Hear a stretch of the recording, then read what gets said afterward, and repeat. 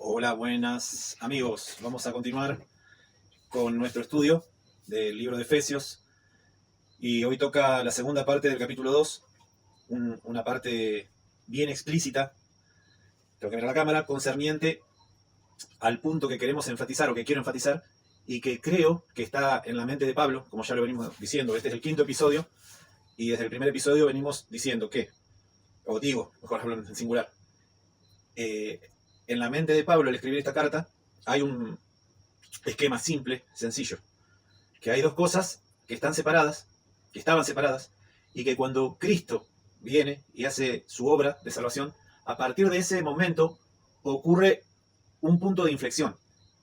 De esos dos pueblos se fusionan en solo un único pueblo, en un único cuerpo, una única familia. Hay un montón de figuras y metáforas, un edificio.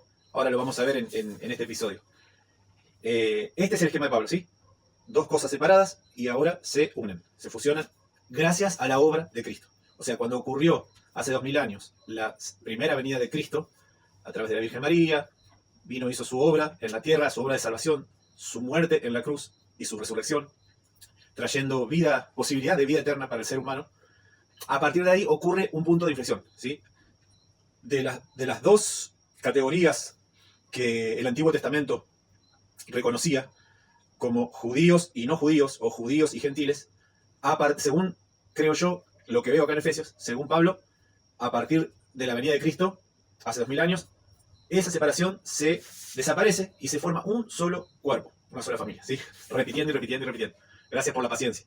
Así que la perspectiva desde la que estoy estudiando este libro es desde una línea teológica, que ya lo he dicho en anteriores episodios. Es una línea teológica llamada Teología del Pacto. Teología del Pacto, una de las grandes características de esta línea teológica, escuela teológica, interpretativa, como ya hemos dicho también, es la más tradicional de siglos y siglos y siglos, y prácticamente lo que la Iglesia a través de 20 siglos reconoció, de que la Iglesia es el nuevo Israel de Dios desde la venida de Cristo. Como dice Pablo, la Iglesia es el Israel de Dios. Y el Israel étnico, racial, los judíos, los que están hoy en el Estado de Israel o dispersados en muchos países del mundo, pero que siguen con sus tradiciones judías y sus ritos y sus creencias y todavía esperando que Dios les envíe el Mesías, ¿sí? Todos esos judíos ya no son el pueblo elegido por Dios. O sea, el judío hoy en la actualidad, desde el punto de vista de esta línea interpretativa teológica, es como cualquier otro etnia, pueblo, nación, ¿sí? Y no tiene ya ningún privilegio porque a partir de la venida de Cristo, lo que antes era un pueblo racial escogido pasó a ser algo de todas las naciones, como Dios le prometió a Abraham: en tu simiente serán benditas todas las naciones de la tierra. La simiente de Abraham, según Gálatas capítulo 3, es Cristo. Y a partir de, o sea, todas las promesas hechas a Abraham se cumplieron en Cristo, dice Pablo en Gálatas. Y a partir de ahí se forma y se constituye un único pueblo y familia de Dios, que es lo que vamos a ver en el resto de este capítulo, donde lo dice muy enfática, clara y definitivamente.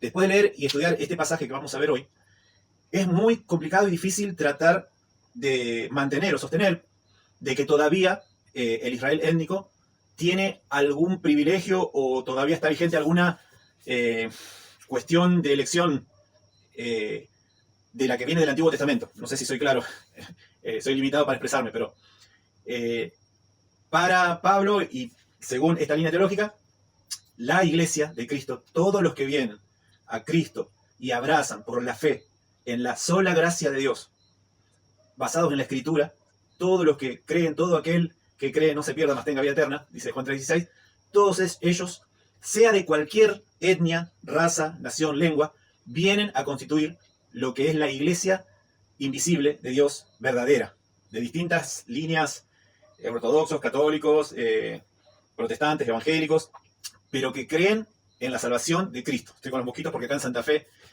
más o menos 10 de enero del 25, mucho calor y mosquitos.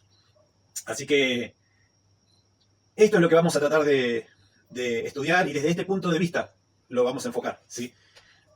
Vale la siguiente aclaración, lo último antes de orar, como siempre, y tratar de buscar humildad y luz de Dios para entender su palabra, vale decir que entonces, desde este punto de vista, lo que hoy está ocurriendo tan tremendo, que es una guerra entre el Estado de Israel y en la Franja de Gaza, también con Irak, con Líbano, la guerra que hay ahí, no tiene nada que ver con Dios, ni con las promesas, ni con nada. O sea, si encontrás algún conflicto, alguna cosa que no te cierra, porque vos decís, pero ¿cómo puede ser que el Estado de Israel se esté cometiendo, como ya lo he dicho, me parece, crímenes de guerra, genocidios, cosas tremendas están ocurriendo? Si tenés un conflicto y pensás que, uy, pero ¿cómo puede ser Dios?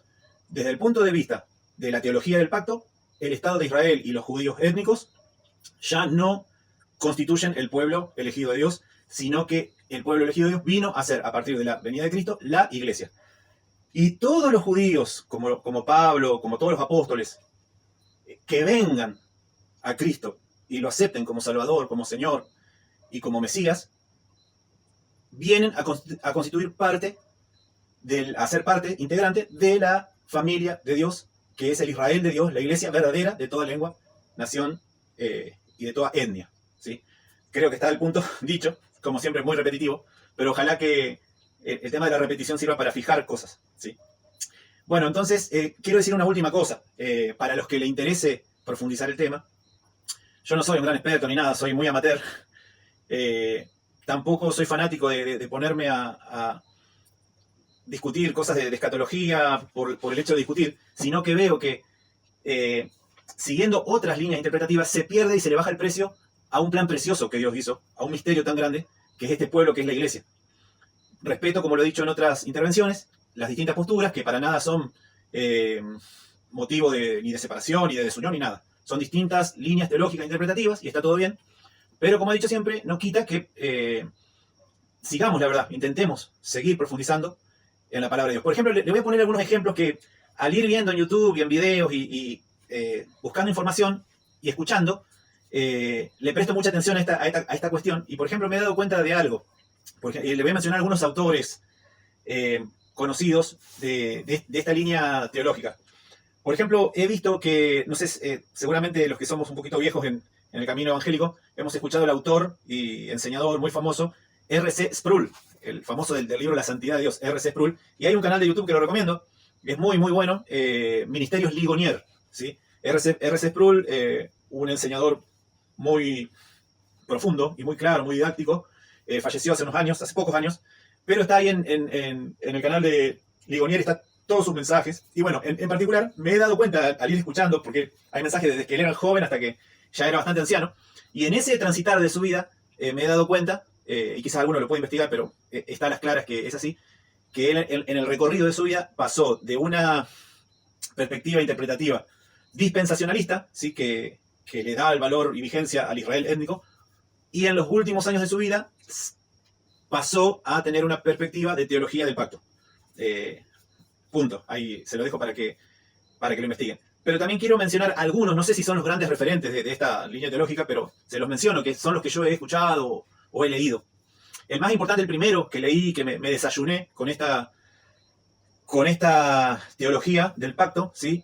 Fue el maestro español, también ya fallecido, Grau, José Grau, español, ¿sí? Y hay un libro muy, muy importante, muy lindo, de una serie de estudios teológicos dirigido por Francisco Lacueva. Entre paréntesis, Francisco Lacueva tiene la línea teológica dispensacionalista, no sé si está bien dicho así, pero bueno, es dispensacionalista, pero él hizo ese curso de formación teológica evangélica, y en uno de los libros está José Grau, Escatología Final de los Tiempos, y todo el libro está desde el punto de vista de la teología del pacto, o también, como se dice, lo van a encontrar así como amilenialismo, que no quiere decir que no existe el milenio, pero es un tema para otro capítulo, se nos está yendo re el tiempo, y tenemos que ir a Efesios 2.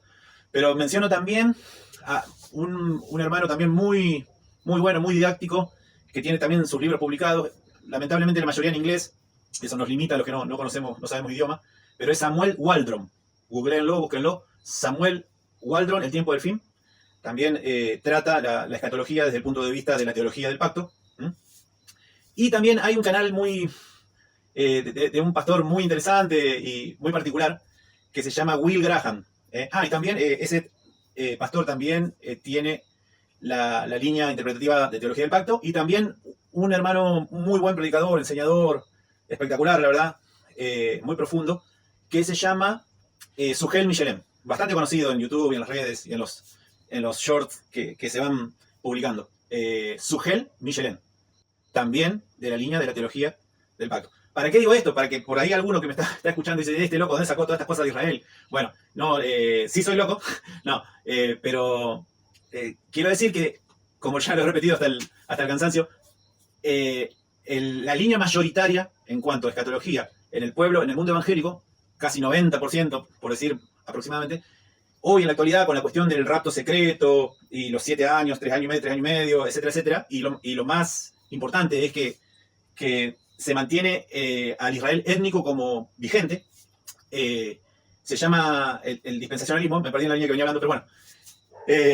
Vamos entonces al punto, ¿sí? Estamos viendo Efesios desde el punto de vista de la teología del pacto, y bueno, esta segunda parte del capítulo 2 es tremendamente concreto, definitivo, en cuanto a mostrar que con la venida de Cristo, de ambos pueblos, ¿sí?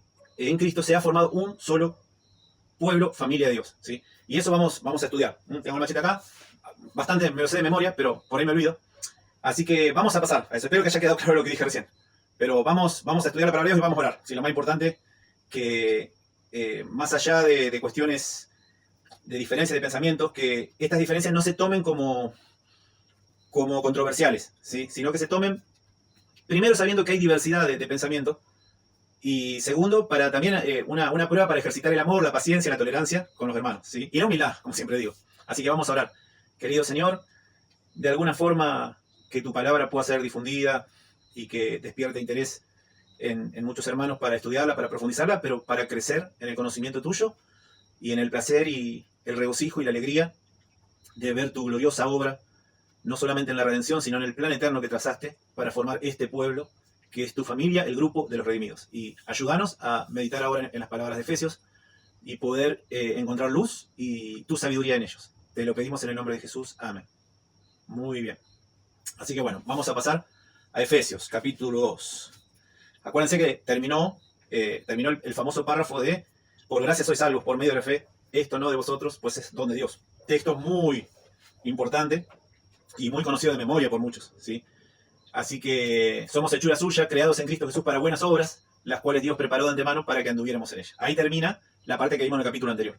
Y ahora viene, Pablo hace un punto aparte, bastante aparte, y entonces viene con este argumento donde vamos a ver, de dos se forma uno. Dice Pablo, por tanto, acordaos. Está hablando de ese grupo de no judíos, efesios, y que están formando una iglesia, una comunidad donde se destacan por su fe en el Señor y por el amor para con todos los santos. Y Pablo ve que ahí se está cumpliendo el propósito que Dios tenía originalmente para el Israel étnico, ahora se está cumpliendo en un grupo no judío, y le dice, bueno, están cumpliendo la ley y los profetas, amar a Dios con todo y a su prójimo como a sí mismo. Y Pablo dice, ustedes son el Israel de Dios, y ahora les dice, acuérdense que en otro tiempo, vosotros los gentiles, en cuanto a la carne, erais llamados incircuncisión por la llamada circuncisión hecha con mano en la carne. Parece un trabalengua, pero bueno, sabemos que la señal física ritual en el pueblo judío desde Abraham, desde los capítulos de Génesis, era la circuncisión, ¿sí? Y entonces esta señal era tan notable, tan importante, que es la palabra que se usa también para dividir judíos de gentiles. Judíos, circuncisión. No judíos, gentiles, incircuncisión, incircuncisos. ¿Se acuerdan cuando David estaba luchando contra el gigante? Este incircunciso, decía, este incircunciso. Bueno, así se dividía, circuncisión e incircuncisión. Entonces Pablo dice, acordaos, por tanto acordaos que en otro tiempo vosotros los gentiles en cuanto a la carne, erais llamados incircuncisión, por la llamada circuncisión hecha con mano en la carne. Se trataba de forma despectiva, eran llamados incircuncisión despectivamente. Como diciendo, eran una cosa mala, fea. Incircuncisión, por la llamada circuncisión hecha con mano en la carne. Antes de ir a lo más jugoso de este párrafo, quiero resaltar una pequeña cosa que al pasar ahí uno le pasa medio de largo, pero fíjense, dice, por tanto acordaos de que en otro tiempo vosotros los gentiles en cuanto a la carne. Interesante. Gentiles en cuanto a la carne. O sea que eso me da a pensar que hay gentiles espirituales, ¿sí? Y también me da a pensar que hay israelitas en cuanto a la carne y hay israelitas en cuanto al espíritu. Entonces, a ver este embrollo para disparar pensamiento. O sea que un no judío viniendo a Cristo, puede llegar a ser un israelita espiritualmente, ¿sí? Y un judío racial, étnico, un israelita, si no viene a Cristo, si no viene al Mesías y abraza por fe la salvación, en las categorías de Pablo queda como un gentil espiritualmente. Lo dejamos ahí, pero piénsenlo, porque él dice, por tanto acordados de que en otro tiempo vosotros, los gentiles en cuanto a la carne. Pero ahora estos efesios, que eran gentiles en otro tiempo en cuanto a la carne, ahora vinieron a ser israelitas espiritualmente, ¿sí? Bueno, cierro el paréntesis, pero es interesante, por algo lo dice, ¿sí? Erais llamados incircuncisión por la llamada circuncisión hecha con mano en la carne. En aquel tiempo, miren 4 o 5 cosas ahí, dice. En aquel tiempo estabais sin Cristo, alejados de la ciudadanía de Israel, ajenos de los pactos de la promesa, sin esperanza y sin Dios en el mundo. 5 cosas. ¿Qué estado tan negativo, ¿no? Sin Cristo, alejados de la ciudadanía de Israel. En el Antiguo Testamento, la forma de venir a Dios era a través del pueblo escogido por Dios, del Israel racial. Acuérdense de la reina de Saba cuando viene a escuchar, está interesada en Dios, viene a escuchar a Salomón. Acuérdense de Naamán el sirio. La gente no judía que tenía alguna inquietud de conocer al único Dios verdadero, al Dios de Israel, al Dios que liberó al pueblo judío de Egipto, no le quedaba otra que venir al pueblo, a la ciudadanía de Israel, ¿sí? Era la única forma. En esa dispensación o en esa etapa, la obra de Dios estaba circunscripta al pueblo de Israel, racial, y tenía un propósito que a las claras está que no lograron cumplir, pero Dios ya lo tenía planificado eso, ya lo tenía previsto, vamos a decir. Y ese Israel racial, étnico, no era otra cosa que una señal, una sombra de lo que hoy es el verdadero Israel de Dios, que es todo persona, lengua, nación que viene a Cristo. Judíos o no judíos, todos los que vienen a Cristo forman la iglesia invisible verdadera, que son el grupo de aquellas personas que son salvos y tienen vida eterna real. Así que tienen una relación en la gracia, por la fe y basada en la Escritura, una relación de amor con Dios, que son hijos de Dios verdadero, ¿sí? Está clarísimo eso. Bueno, entonces, Pablo dice, estaban sin Cristo, estaban sin el Mesías, alejados de la ciudadanía de Israel, ajenos a los pactos de la promesa que Dios le había dicho a Abraham. Parecía como que la promesa estaba nuevamente limitada, circunscripta al Israel étnico, pero como dije recién y mencioné en Gálatas, y hay mucha base bíblica para afirmar lo siguiente, el pacto, la promesa a Abraham, dice Pablo, en su simiente, como si fuera una, y la simiente era Cristo, la promesa, Abraham se cumplió en Cristo. Todos los que venimos a Cristo somos participantes de esa promesa. Pero entonces Pablo le dice a los efesios, ustedes estaban ajenos a los pactos de la promesa, pero como ahora vinieron al Mesías, vinieron a Cristo, ¿sí? Ahora, bueno, me adelanto, pero ahora va a decir que ahora, o sea, todo lo que no tenían, estaban sin Cristo, ahora están con Cristo. Alejados de la ciudadanía de Israel, ahora son Israel ustedes. No es que estaban alejados, ahora no solamente están cercanos, sino que ustedes son el Israel de Dios. Ajenos a los pactos de la promesa ahora es de ustedes. Sin esperanza, y ahora tienen esperanza, tenemos esperanza de vida eterna y tenemos esperanza de ver a Dios, ver a Cristo y de disfrutar de Él para siempre. Sin esperanza y sin Dios en el mundo. Todos los sin que tenían ahora son un con, son la familia de Dios. Fíjense ahora qué tremendo que es lo que va a decir Pablo, sin esperanza y sin Dios en el mundo. Pero ahora, en Cristo Jesús, ustedes que en otro tiempo estaban lejos, habéis sido hechos cercanos por la sangre de Cristo. Porque Él es nuestra paz, que de ambos pueblos hizo uno, derribando la pared intermedia de separación, aboliendo en su carne las enemistades, la ley de los mandamientos expresados en ordenanzas, para crear en sí mismo de los dos un solo y nuevo hombre, haciendo la paz, y mediante la cruz reconciliar con Dios a ambos en un solo cuerpo, matando en ella las enemistades. Y dice, y vino y anunció las buenas nuevas de paz a vosotros que estabais lejos y a los que estaban cerca, a los no judíos y a los judíos. Y vino y anunció las buenas nuevas de paz a vosotros que estabais lejos y a los que estaban cerca. Porque por Cristo, por un mismo... a ver, vamos a seguir el machete. Dice, anunció las buenas nuevas de paz a vosotros que estabais lejos y a los que estaban cerca.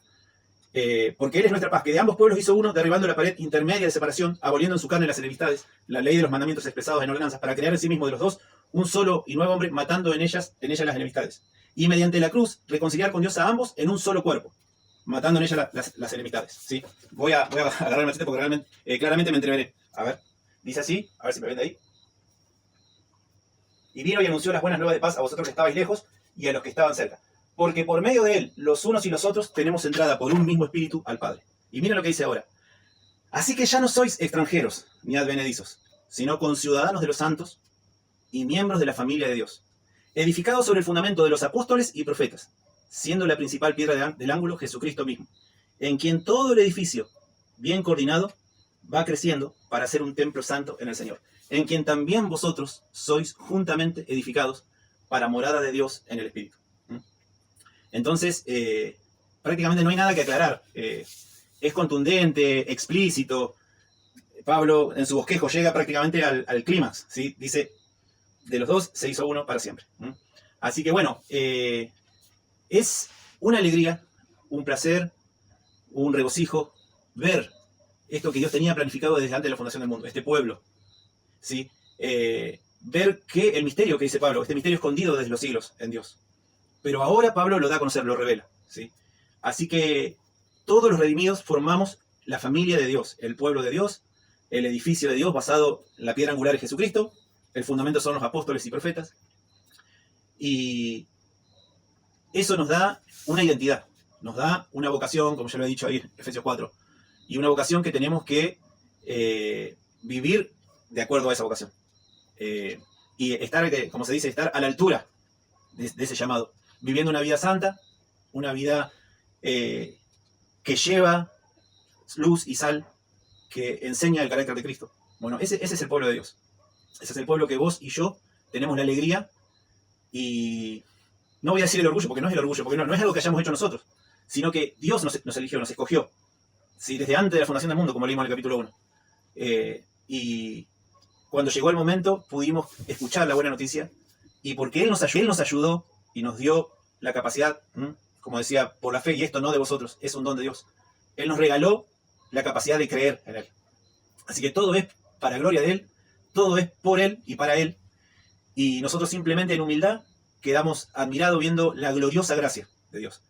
Y tenemos que decir, punto y coma, también desde este punto de vista vemos con cierta pena o cierto... No, está mal dicho pena. Con cierta... no sé qué calificativo poner.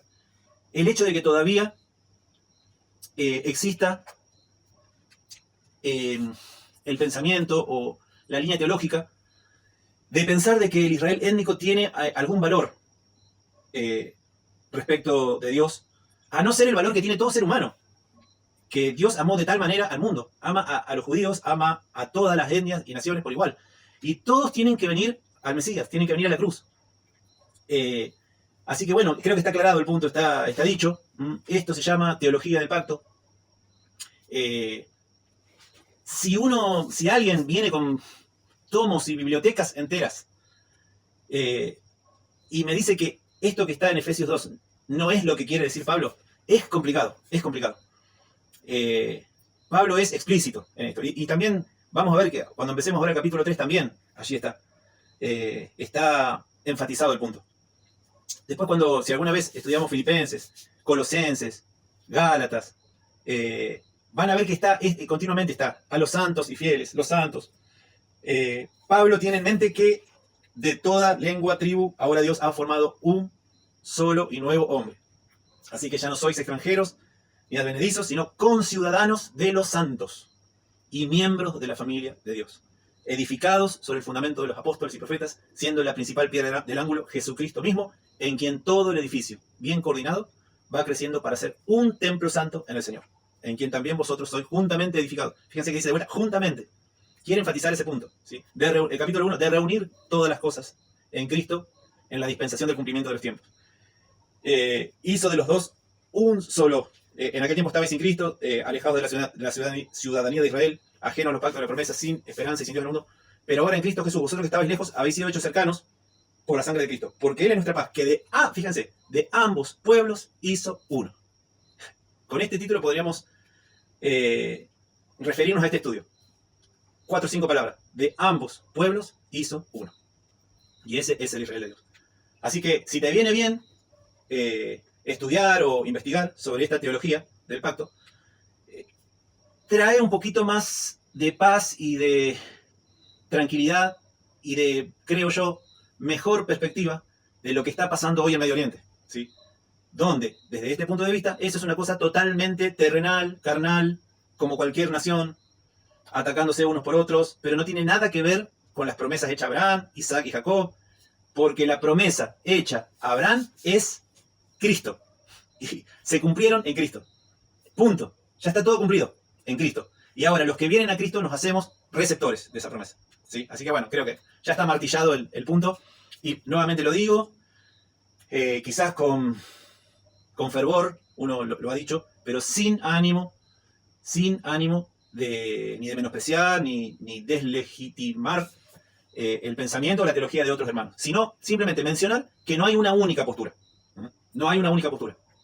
Hay por lo menos dos, y bueno, hasta tres, pero hay una alternativa, ¿sí? Está bien, están los hermanos, que gran mayoría del pueblo evangélico, que creen que sobre todo lo que pasó en el año 48, con la llegada de la formación del Estado de Israel, después de la Segunda Guerra Mundial, y todos vieron en eso como que había un cumplimiento de las profecías, de los señales de los últimos tiempos, que Israel viene a su tierra, etc.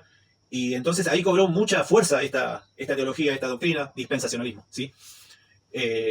Pero bueno, no es la única, eso tiene que quedar en claro. Hay una alternativa y hay mucha bibliografía, muchos hermanos muy, muy piadosos, muy fieles creyentes, como José Grau, ya en la presencia del Señor, como Sugel Michelén, los pocos que yo conozco, repito, no soy un experto, Samuel Waldron, y bueno, muchísimos más debe haber, pero que siguen esta línea teológica, ¿sí?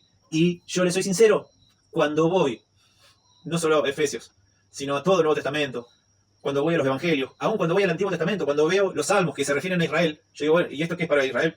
No, es para el Israel de Dios, para nosotros. Todo lo que los 150 salmos mencionan de Israel y del pueblo de Dios, etc., no, desde este punto de vista no es para el Israel étnico, es para el Israel de Dios, para nosotros. Así que, fíjense, 150 canciones que uno puede decir tienen mucho que ver conmigo, porque yo soy parte del pueblo, del único pueblo de Dios en la actualidad. El pueblo que Él compró, ¿sí? El pueblo del cual Pablo está admirado y no puede creer que lo está viendo en vivo y en directo. Y dice, doy gracias, no ceso de dar gracias. Y creo que no fue una frase hecha. No cesaba, estaba todo el tiempo diciendo gracias, Señor. Y lo metían preso y lo llevaban, pero él seguía agradeciendo de ver la obra de Dios en vivo y en directo. Y dice él, yo que soy menos que el más pequeño. Sin embargo, a mí me fue dada la gracia, como vamos a ver en el próximo episodio, me fue dada la gracia de dar a conocer este misterio.